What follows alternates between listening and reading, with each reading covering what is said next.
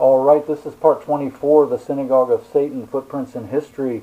This is the last part in the series. I think by now everyone has the idea of just what the Synagogue of Satan has been up to.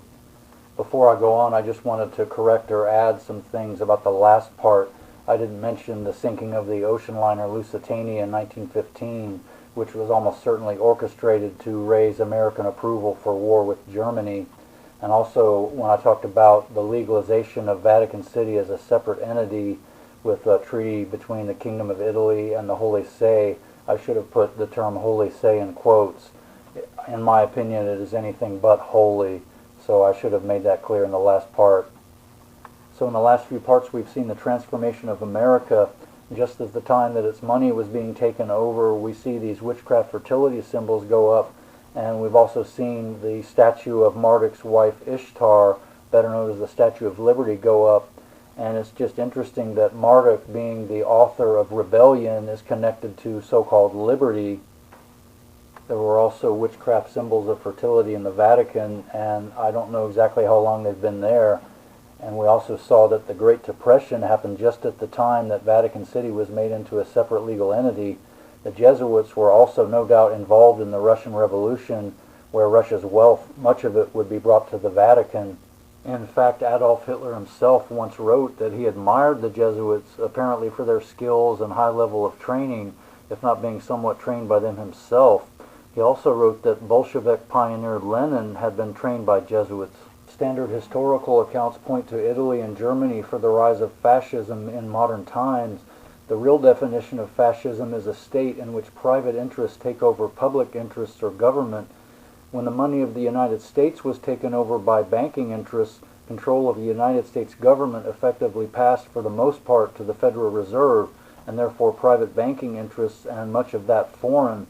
And private banks lead to private police and armies. As the charter for the Federal Reserve came to an end in 1933, President Roosevelt made attempts to prevent bank runs. Many would seek to liquidate their bank accounts and move funds into gold. Banks were in danger of failing because they didn't have enough gold and silver to be redeemed for lawful money. So to keep the Federal Reserve System alive, Roosevelt opened the Federal Reserve System to everyone. This in effect made anyone that had a bank account a Federal Reserve bank. To prevent further bank runs, Roosevelt also exercised his power as part of the so-called Trading with the Enemy Act to declare a so-called banker's holiday. This allowed banks to turn away account holders for any reason. In 1933, Germany endorsed a pact with the Papacy called the Reichskonkordat. It basically was an agreement by the Papacy not to meddle with the German government and German national policy. In return, the German government agreed to protect the Catholic Church and its adherents in Germany. To this time, many German leaders eyed the Catholic Church with suspicion for good reason. German Catholics might be more loyal to Catholic Austria and Catholic France rather than Germany. With the rise of Hitler, the Reichskonkordat was never really observed by either Germany or the Vatican. This is usually blamed on Germany, depicted as a rabid, maniacal foe of religion, but the Catholic Church dishonored its pledge as much, if not more, than Germany did.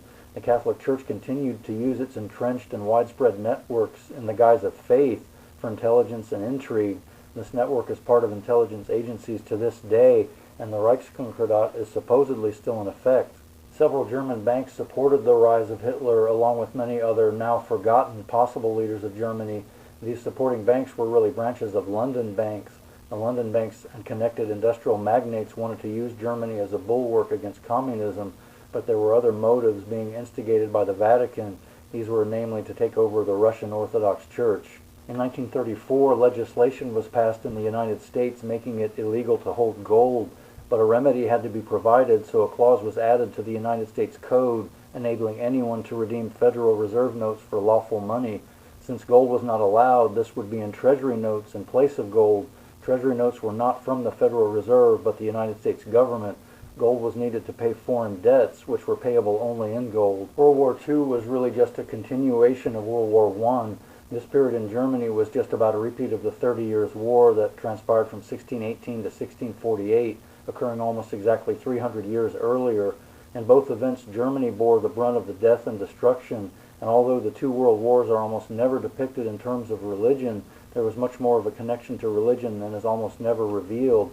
If you remember that Germany has both Catholics and Protestants, then the element of religious differences becomes much clearer. So you might ask whether the German drive to the east had more to do with bringing the Orthodox faith of Russia to heel, and what did the Catholic Church have to lose? In the worst case, Protestant Germans and Orthodox Russians would incur the most damage in the turmoil. The official line is that Germany was at war with communism and the Bolsheviks. There's some truth to that, but notice that all the major cities demolished in World War II were Protestant or Orthodox. Rome, Paris, Vienna, and Munich were basically untouched. Those that suffered the most were curiously in Russia and the Protestant parts of Germany. In Germany, as in the American Civil War, it was Protestant cities like Berlin and Dresden that were devastated. The Nazis are often depicted as pagan with a hatred of anything Judeo-Christian, but remember that Catholicism is really built on a foundation of Babylonian Stoicism, which embraced paganism. The Catholic Church was accused of not speaking out against the treatment of Jews during the war and harboring Nazi fugitives. Did the Catholic Church actually embrace Nazis just as Babylonian philosophy embraced pagans? And whatever the real figures of the Holocaust, did both the Papacy and Zionists approve of the Holocaust? The Holocaust could actually foster sympathy for a reconstituted nation of Israel. The Papacy could be right there to offer its apologies and so-called blessing.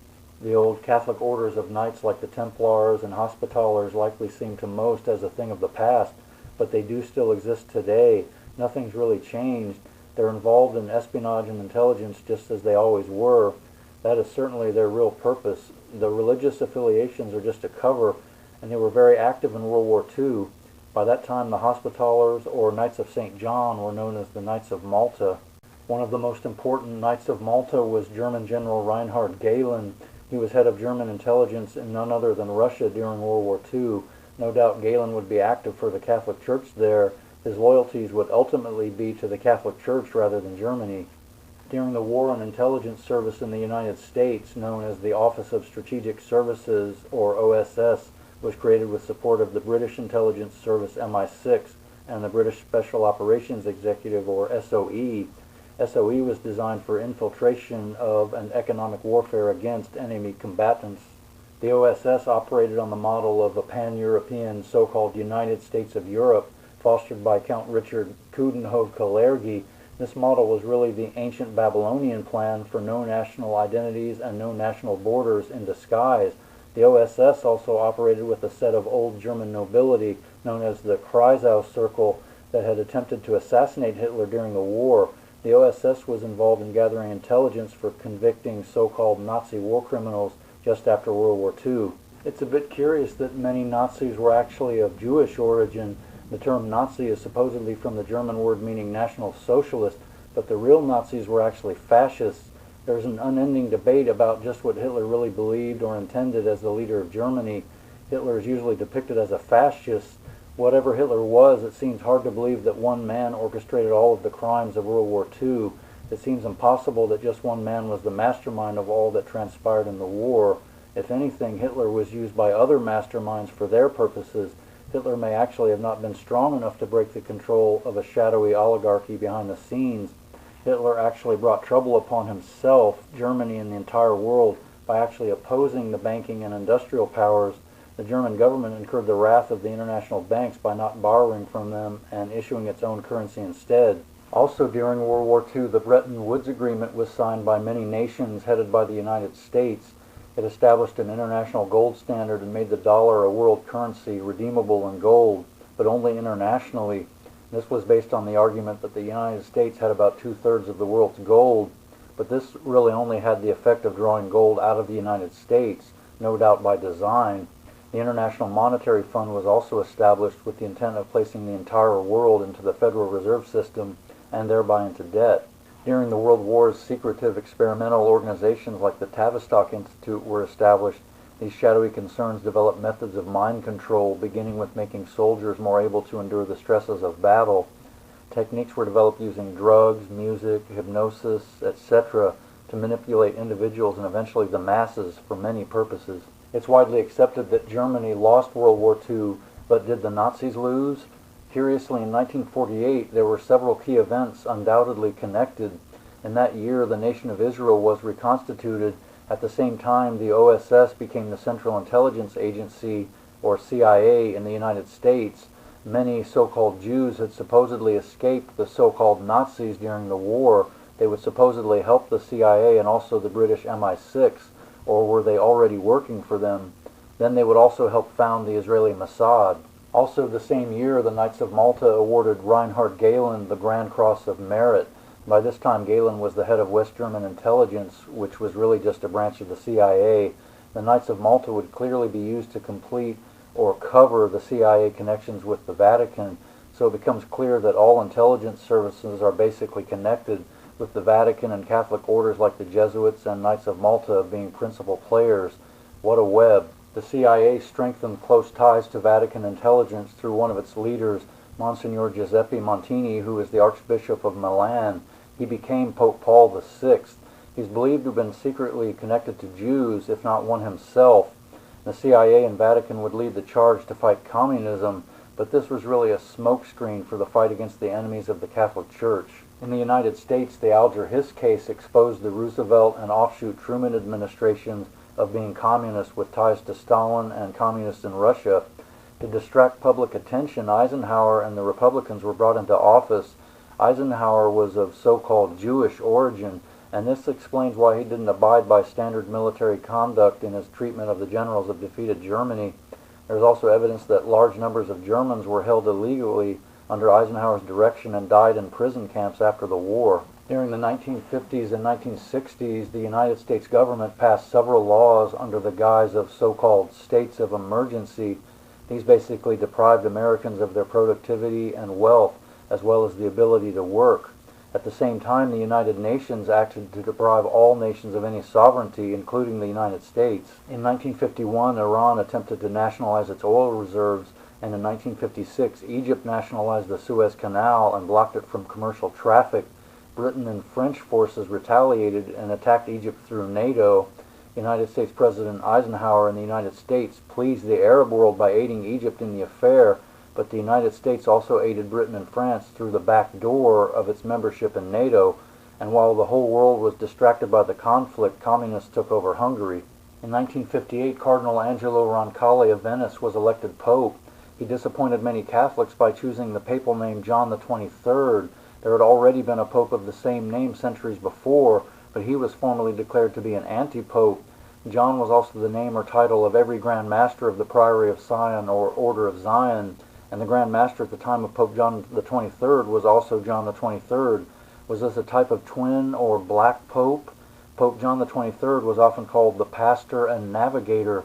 The Grand Master of the Priory of Sion was also titled the Navigator. Pope John the 23rd presided over Vatican II, which reformed the Catholic Church, probably transforming it more perfectly into the Babylonian system that it had always striven to be. And what Pope John the 23rd was best known for was allowing Freemasons to be Catholics. United States President John F. Kennedy passed as many as 60 executive orders that curtailed the rights and wealth of Americans. It's been shown convincingly that President Kennedy was assassinated because he would not allow Israel to have nuclear weapons. The investigation headed by Jewish Rabbi Earl Warren covered up the real cause of Kennedy's assassination. The international cabal worked to move real conservatives out of United States government, replacing them with what became known as neoconservatives. They're really Zionists. At the same time, Marxist communists in the United States government and Marxist communist Jews in Hollywood used more laws as well as entertainment to distract the American public. Marxists used feminism and alternative lifestyles as well as entertainment and drugs to transform the United States into a Marxist state with little resistance. In 1967, while half of America was on drugs and dancing to rock music, Israeli forces sank the spy ship USS Liberty. The Israelis sought to have the blame fall on Egypt and possibly set off World War III, but Egypt was exonerated. With the Liberty inoperative and cover-ups in the U.S. Navy, Israel was able to quietly seize most of Jerusalem from Jordan. The Synagogue of Satan intensified its spell on the world through Aleister Crowley's philosophy of do what thou wilt. This philosophy is just repackaged Babylonian Stoic so-called free will, but this is contradictory in light of Stoic fatalism. You can't have free will and predetermined fate together. More drugs were needed to mesmerize the populace and fund the worldwide intelligence web. At the same time, intelligence asset President Charles de Gaulle of France puzzled the French government by relinquishing French colonies. De Gaulle had been protected in Britain during World War II and no doubt had become an operative for British intelligence. And remember that visible governments are actually at odds with the shadow governments of which de Gaulle was a part. The French colony of Indochina would be given up under the guise of the Vietnam War. The CIA would use the turmoil of war to bring heroin out of the Golden Triangle of Southeast Asia. Newly discovered petroleum also was seized in the area of Vietnam. De Gaulle also demanded supposedly French gold held in the United States. The United States Treasury stopped issuing United States or Treasury notes in 1971. To preserve their gold held in the United States, banking interests took the U.S. dollar off the gold standard the same year. Federal Reserve notes would then be presumed to be Treasury notes, which would later be termed United States currency notes. About this time, the banking system working in the United States pegged the dollar to petroleum by offering arms to Arab nations where much of the petroleum was found. In return, they would only sell their petroleum in dollars. Thus, the petrodollar came into being. President Nixon was forced out of office probably because he was too effective in the so-called war on drugs. He was also pushing too forcefully for ending the Vietnam War. This threatened the lucrative heroin pipelines obscured by the turmoil of the war. He also may have made more enemies by taking the dollar off the gold standard and effectively ending the Bretton Woods system. In 1978, Pope John Paul I died suddenly, curiously only 33 days after being elected Pope. It's suspected that he was actually murdered for attempting to audit the Vatican Bank. 33 is, of course, the calling card of Freemasonry and hints at their involvement in the affair. Iran began to be seen as a threat to the petrodollar setup in the Arabian Peninsula, so Iraq was supported as a bulwark against Iranian designs in the Middle East. But Iraq was devastated in a long war with Iran. This caused a large shift in the balance of power favoring Iran in the Middle East. Iraq then began to sell petroleum in currencies other than the dollar, such as euros. This brought the ire of the oil companies and banking cartels. The Twin Towers in New York City were eventually brought down to justify an invasion of Iraq and Afghanistan. The terrorist attack on New York would justify an invasion to bring Iraq into line and provide a base to threaten Iran.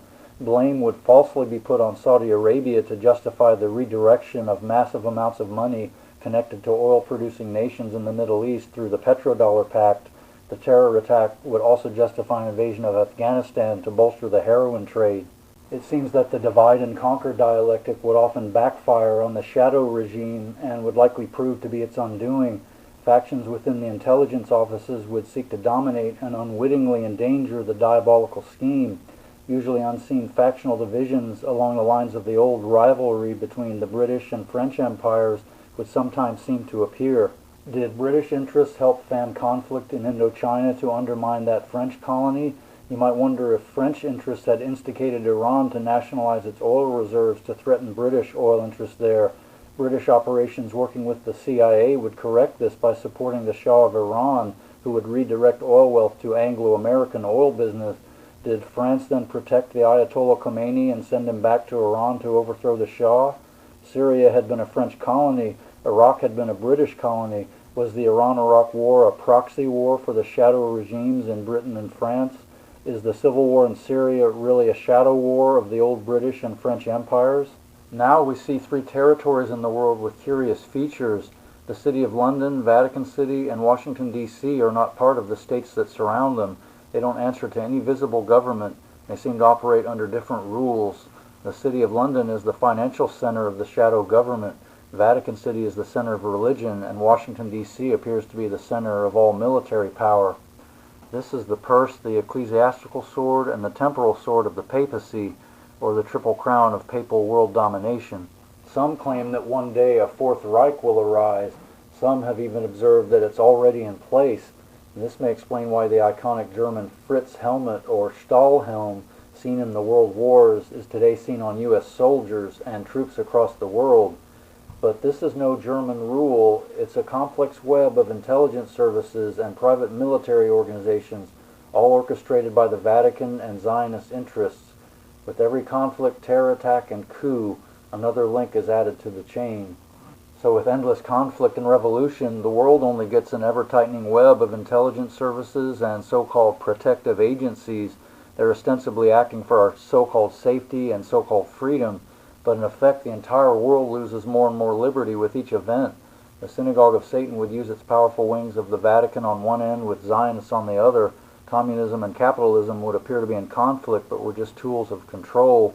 The world would observe the illusion of conflict and progress, but find itself in greater bondage. The same deceptions have been used in a vicious cycle. There's really been nothing new. It's just the same old tricks over and over again. But eventually the dragon's jaws catch up to its tail. The dragon then becomes exposed and is shot down in flames.